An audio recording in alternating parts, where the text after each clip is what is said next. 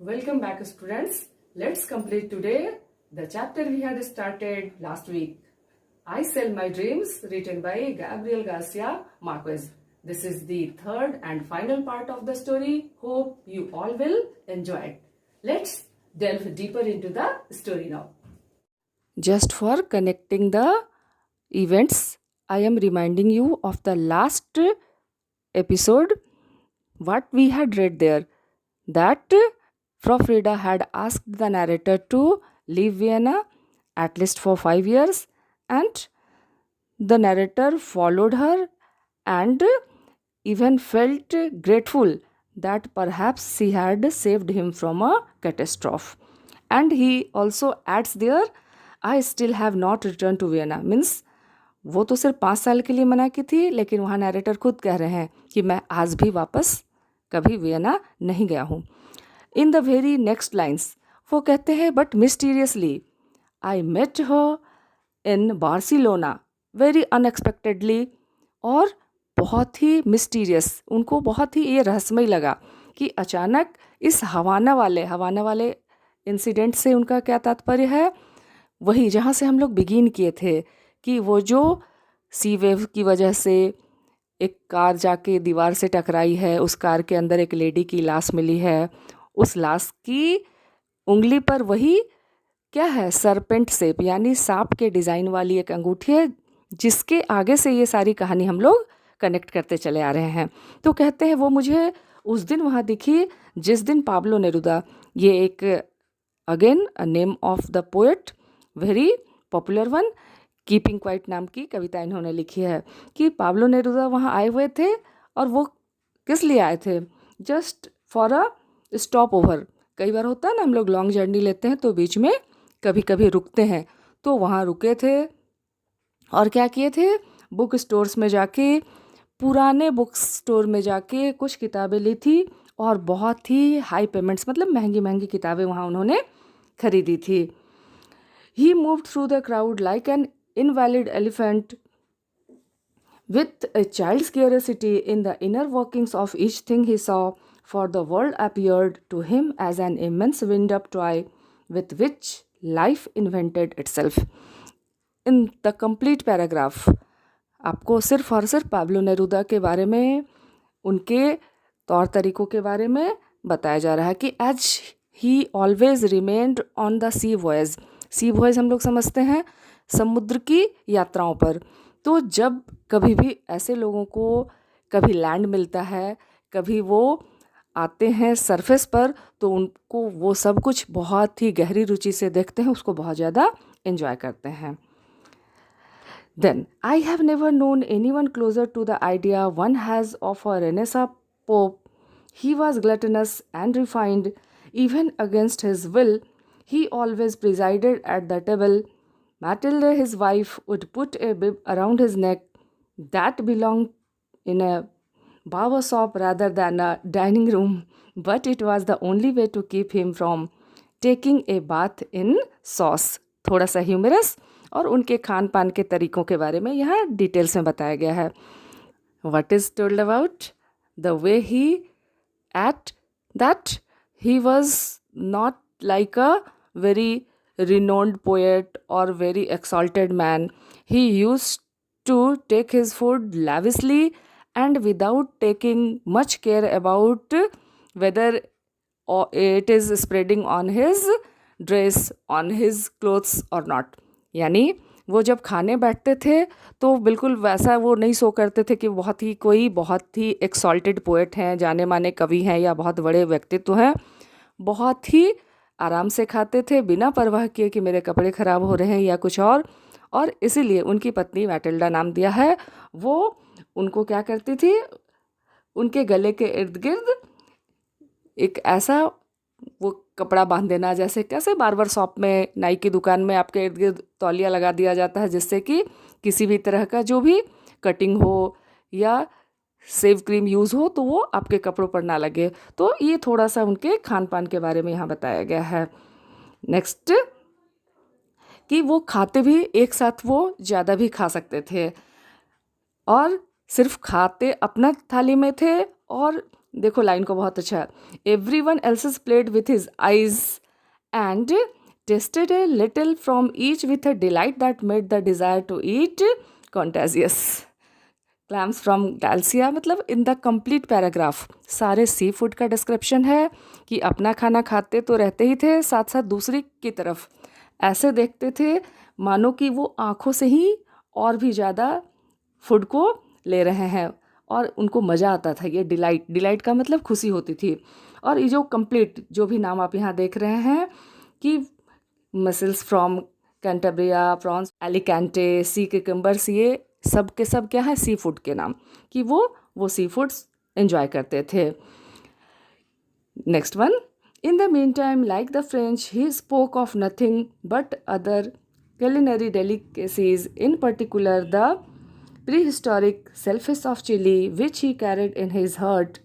All at once he stopped eating, tuned his lobster's antenna, and said to me in a very quiet voice, "There is someone behind me who won't stop looking at me." Although he was taking food, talking about the culinary things. What is culinary? पाक कला से संबंधित, मतलब खान पान से, खाने बनाने से संबंधित। तो वो करते हुए अचानक नैरेटर कहते हैं कि वो रुके और मुझे बोले कि कोई मुझे लगातार देखे जा रहा है, कोई लगातार मेरी तरफ देख रहा है। और ये कौन थी? ये फ्रॉ फ्रीडा ही थी। सच में वो उन्हीं को लगातार देखे जा रही थी। ये और क्यूरियस यहाँ होता जा रहा है कि ये पाब्लो नेरुदा का आना, साथ साथ फ्रॉ फ्रीडा का भी वहाँ होना, और कंटिन्यू वो उन्हीं को क्या कर रही थी, देख रही थी, जो कि ये मार्क कर लिए हैं।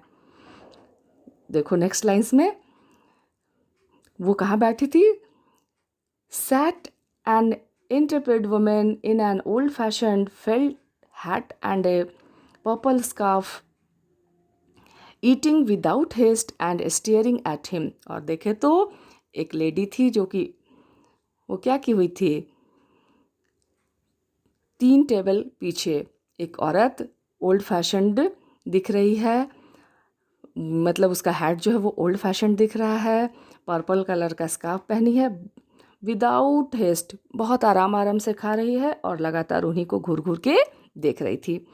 आई recognised her right away, she had grown old and fat, but it was frau Frida with the snake ring on her index finger. Still, the narrator identifies her, although she has grown somewhat older and has become fat also. Still, उसका सबसे बड़ा जो identity mark है वो क्या है?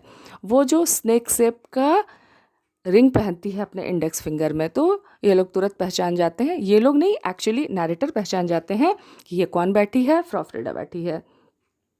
She was traveling from Naples on the same ship as Neruda and his wife, but they had not seen each other on board. और फिर पता चलता है कि एक ही बोट से, एक ही शिप में वो लोग ट्रैवल कर रहे थे नेपल्स से, लेकिन अभी तक उनकी आपस में मुलाकात नहीं हो पाई थी। We invited her to have coffee at our table, and I encouraged her to talk about her dreams in order to astound the poet. You know that the narrator was under the influence of Frau Frida, and Pablo Neruda did not know anything about her. So now the narrator is promoting her to talk something about her dreams and make Pablo Neruda understand how talented she was. यानी अब ये खुद उसको बुलाते हैं और कहते हैं तुम अपने ड्रीम्स के बारे में बात करो, उसको प्रमोट करते हैं, जिससे कि पाब्लो नेरुदा भी जान सके कि वो कितनी अच्छी फॉर्चून टेलर है, कितनी अच्छी भविष्य वक्ता है और वो कितना सच बता देती है। But Pablo Neruda had no interest in such things, he paid no attention. From the very beginning he had announced that he did not believe in prophetic dreams, क्योंकि वो शुरू से ही ये मानते थे कि वो किसी भी भविष्यवाणी में भरोसा नहीं रखते हैं, मतलब वो इन सुपरस्टिशंस को completely डिस्कार्ड करते थे। Only poetry is clairvoyant, he said. On the other hand, what he believed कि अगर कोई भविष्य बता सकता है तो वो सिर्फ और सिर्फ पोइट्री होती है, कभी कोई फॉर्चून टेलर कुछ नहीं होता है। अगर कोई फ्यूचर टेलिंग कर सकता है तो वो सिर्फ और सिर्फ कौन कर सकता है, पोइट्री कर सकती है. And after lunch during the stroll along the rambles, I lagged behind with Frau Frida so that we could renew our memories with no other ears listening. फिर ये लोग जब स्ट्रॉल कर रहे थे यानी टहल रहे थे तो जानबूझकर ये दोनों अलग हो गए, जिससे कि ये लोग अपने पुराने मेमोरीज़ को, कौन दोनों, नैरेटर एंड फ्रॉ फ्रीडा, अपनी पुरानी मेमोरीज़ को रिन्यू कर सकें और कोई दूसरे लोग उनकी बातों को सुन भी ना सके. सी told me she had sold her properties in Austria and retired to Oporto in Portugal, where she lived in a house that she described as a fake castle on a hill. और उसी बातचीत के दौरान वो बताती है कि Austria वाली प्रॉपर्टी वो क्या कर चुकी है, बेच चुकी है, और अब उसका नया ठिकाना कहाँ है, पोर्तगाल में. Where she lived in a house that she described as a fake castle, और उसको कहती है एक फेक कैसल है हिल के ऊपर में, from which one could see all the way across the ocean to the Americas. Just mark the fortune she was making. ध्यान दो, एक पहली नौकरी शुरू की, एक ऐसे घर में नौकरी शुरू की जो कि उसको अपनी प्रॉपर्टी का हिस्सा देते हैं, धीरे धीरे पूरी प्रॉपर्टी उसकी होती है. अब उसको बेच के अब कैसल, समझ रहे हो कि एक बहुत बड़ी बात है कि एक हिल के ऊपर वो कैसल नुमा घर में रह रही है. Although she did not say so, her conversation made it clear that during their conversation only we came to know all about the way she had moved forward and earned so much fortune. Then they talked about here and there, and at least everyone stopped talking because it was time for Pablo Neruda to entertain himself with parrots. These are the lines written here. Look at there. Neruda, everyone, the group, because the rest of the group had stopped to wait for Neruda to finish talking in Chilean slang to the parrots along the Rambla de los Pazoras. When we resumed our conversation, Frida changed the subject. And then again, when they started talking, Frau Frida had changed the subject, which indicates that she didn't want to talk about herself and her earnings anymore now. और फिर तुरंत कहती है कि आप तो अब वापस जा सकते हैं वियना, क्योंकि मैंने तो आपको सिर्फ 5 साल के लिए मना किया था. तो राइटर कह रहे हैं कि अरे, अब उनको याद आया कि इट मीन्स कि इस बात को बताए हुए अब लगभग 13 साल हो गए थे. और कहते हैं कि even if your dreams are false I will never go back, कि अगर तुम्हारे ड्रीम्स झूठे भी थे तो मैं अब वापस नहीं जाना चाहता. I told her just in case. Then at 3 o'clock we left her to accompany Neruda to his sacred siesta which he took in our house after solemn preparations that in some way recalled the Japanese tea ceremony. और उसके बाद बातचीत बंद हो गई इस बारे में, और अब चूँकि वो लोग फिर वापस जाने वाले थे अपने वॉइस पर, और नेरुदा के लिए थोड़ी देर रेस्ट का समय था जो कि वो उसी के घर में लेने वाले थे. और ये उनको याद दिलाता है किस चीज़ का, द जापानीज टी सेरेमनी, मतलब किसी खास तरह का sleeping arrangement, lighting arrangement, sound, मतलब a different set of complete things. Some windows had to be opened and others closed to achieve the perfect degree of warmth. वही जो मैं अभी बता रही थी कि एक अलग तरह की सेरेमनी जिसमें कुछ खिड़कियों को खोला जाता है, कुछ को बंद कर दिया जाता है, जिससे जितनी वार्मथ चाहिए उतनी ही मिल सके. And there had to be a certain kind of light from a certain direction and absolute silence. और लाइट भी किस दिशा से और कितनी आएगी इसको भी डिसाइड किया जाता है, और साइलेंस, कंप्लीट साइलेंस मेंटेन किया जाता है वहाँ. Neruda fell asleep right away and woke 10 minutes later, as children do. When we least expected it, he appeared in the living room refreshed and with the monogram of the pillowcase imprinted on his cheek. और सिर्फ 10 minute ही सोए होंगे Pablo Neruda, इससे पहले कि हम लोग अभी ऐसा सोचते भी वो उठ के आए, और अभी भी साफ साफ मोनोग्राम, मतलब वो एक तरह का क्या कहते हैं, स्टाम्प पड़ा हुआ दिखना, कि उनके तकिए का स्टाम्प उनके सिर पर बिल्कुल साफ साफ दिख रहा था. और आके कहते हैं आई dreamed about the women who dreams. आज मैंने किसके बारे में सपना देखा है? उस लेडी के बारे में जो सब आप लोग समझ रहे हैं वो किसकी बात कर रहे हैं? फ्रॉफ्रिडा की बात कर रहे हैं। Matilde wanted him to tell her his dream. उनकी वाइफ मैटिल्डा बोलती है बताइए। Now his wife is insisting कि प्लीज़ टेल अस कि व्हाट यू हैव सीन। अब उनकी पत्नी पाब्लो नेरुदा की वाइफ उनको जिद कर रही कि बताइए आपने सपने में क्या देखा है। I dreamed she was dreaming about me. वो क्या बताए थे कि मैंने देखा कि वो मेरे बारे में सपने देख रही है। तो अचानक नरेटर बोल पड़ते हैं that is right out of Borges. Borges is again a name of writer Luis Borges. तो कहते हैं कि ये लगता है कि वो बोर्जेस वाली कहानी से। He looked at me in disappointment. वो थोड़े निराश हुए क्योंकि वो सच में मजाक नहीं कर रहे थे, रियलिटी में बोल रहे थे। तो थोड़ी निराशा से देखते हैं और पूछते हैं has he written it already? क्या ऐसा लिखा गया है? If he has not he will write it some time I said. Narrator tells कि अगर अब तक नहीं लिखा है तो ऐसी एक कहानी वो ज़रूर लिखेंगे। मतलब वर्जेस क्या थे? एक वेल नोन स्टोरी राइटर थे, तो इस तरह की कहानी वो लिख सकते थे, इसीलिए उसके बारे में फिर ये लोग बातें करने लगते हैं। अब नेक्स्ट देखो कि वो क्या कहते हैं। ऐसा लग रहा है कि ये सारी बातें एक उलझी हुए कॉरिडोर की तरह, मतलब एक ऐसे मुकाम पर जहाँ पर ये वर्ड एक देखो बहुत इम्पॉर्टेंट, लेबरेंस। लेबरेंस इज़ कुछ ऐसे कॉरिडोर, सेट ऑफ कॉरिडोर्स जहाँ पर आप थोड़े कंफ्यूज हो जाते हैं, जहाँ आपको रास्ता नहीं मिल रहा होता है। As soon as he boarded the ship at 6 that evening, Neruda took his leave of us, sat down at an isolated table and began to write fluid verses in the green ink he used for drawing flowers and fish and birds when he dedicated his books। और कहते हैं कि फिर Neruda क्या, जैसे ही अपने सिर पर बोर्ड किए 6 बजे शाम में, और अपने आइसोलेटेड टेबल पर बैठ के वो अपना जो जनरली हैबिट थी वो लिखना शुरू किए। At the first all ashore we looked for frau Frida and found her at last on the tourist deck just as we were about to leave without saying goodbye. She too had taken a siesta. कहते हैं I was looking for my eyes were searching for Frofrida and finally I saw her। कहाँ देखे कि वो कहाँ पर बैठी हुई थी? डेक पर। और उसके बाद फाइनली क्या हुआ था, एक दूसरे को गुड बाय बोले, और वो भी एक सिस्टर मतलब रेस्ट लेके, थोड़ी देर का आराम लेके आई थी।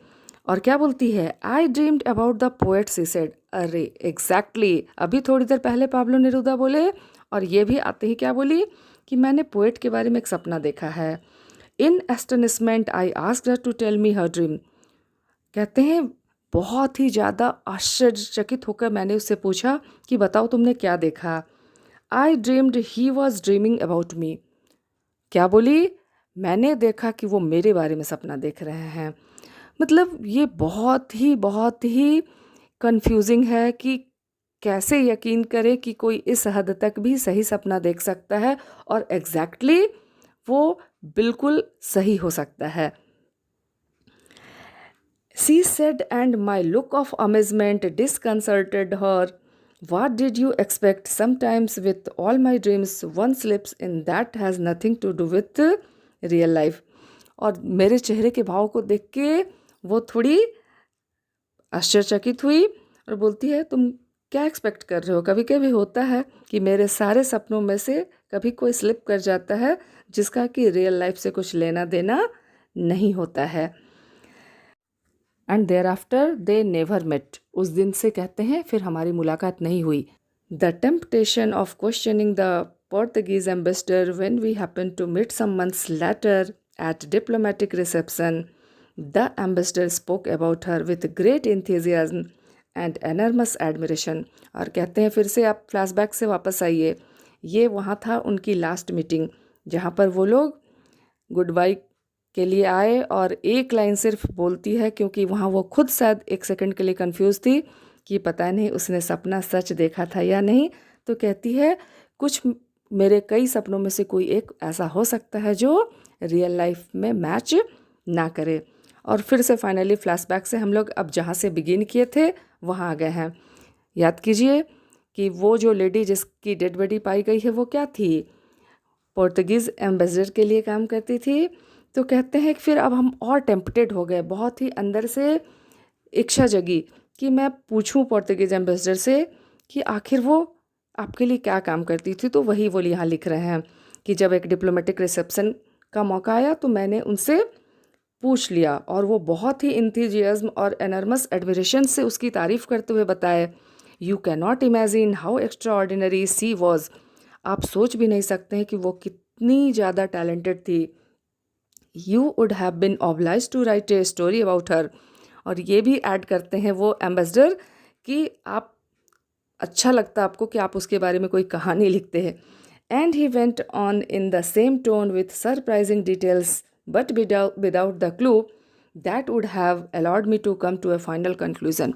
मतलब अगेन यहाँ भी राइटर क्या करना चाह रहे हैं, नरेटर क्या करना चाह रहे हैं, आखिर एम्बेसडर के यहाँ वो क्या काम करती थी वो क्लू लेने आए हैं कि अभी से पहले की पूरी जर्नी कैसे बिगिन की एक शॉपकीपर के घर में, फिर कैसे वो ऑस्ट्रिया को छोड़ के दूसरी जगह शिफ्ट हुई, वहाँ से फिर अभी पाब्लो नेरूदा के साथ शिप पर दिखी थी और फाइनली उसकी डेड बॉडी कहाँ मिली है। हम लोग पढ़े अभी स्टार्ट किए हवाना। तो इसलिए वो उस पार्टी में सारी बातें तो सुन रहे हैं लेकिन एग्जैक्टली वो क्लू अभी तक उनको नहीं मिल पा रहा कि आखिर वो करती क्या थी। In concrete terms I asked at last what did she do. और फाइनली कहते हैं मैंने पूछ ही लिया वो करती क्या थी। Nothing he said with a certain disenchantment she dreamed. कुछ नहीं। और ये क्वेश्चन शायद उनको अच्छा नहीं लगा और बिना किसी खास इंटरेस्ट के, बिना किसी एंथुसियाज्म के वो जवाब देते हैं वो क्या करती थी, सपने देखती थी। So now the writer, the narrator is damn sure that the lady whose dead body was found inside the car is of Frau Frida. So, mark the irony here. The lady who was telling others' fortune was quite unknown of her own future. Otherwise, why should she would have gone outside to meet that fatal death that early in the morning?